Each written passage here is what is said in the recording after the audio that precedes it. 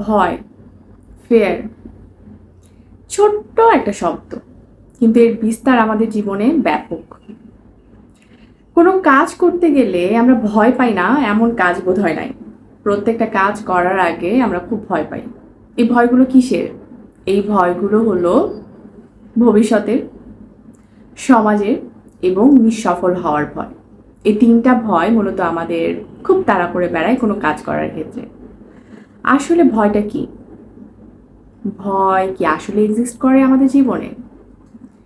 আসলে ভয় বলে দুনিয়াতে কিছুই নেই। জাস্ট আমাদের ইমাজিনারি ফিলিংস থেকেই আমরা ভয়টা পাই। দুনিয়াতে ভয় বলে কোনো কিছু এক্সিস্ট করে না।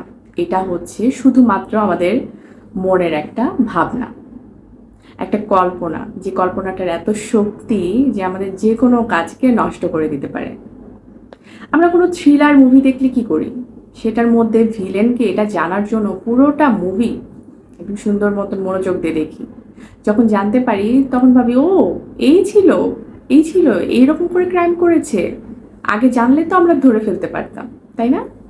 তেমনি ভয় আমাদের জীবনের একটা ভিলেন। এই ভয়টা যখন আমরা আসলে বুঝতে পারি যে আমার কাজের বাধা মূলত আমার এই ভয়, তাহলে এই ভিলেনকে হারাতে প্রবলেম নাই তো, তাই না? খুব সহজে এই ভিলেনকে হারিয়ে ফেলা যায়।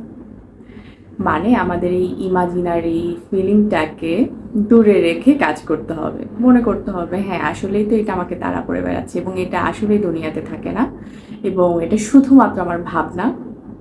এটাকে সরিয়ে যদি আমি কাজ করি, প্রত্যেকটা কাজে হয়তো আমার আরো বেটার কিছু হবে, যেটা আগে হতো তার থেকে বেটার কিছু হবে। ভালো থাকবেন সবাই। আল্লাহ হাফেজ।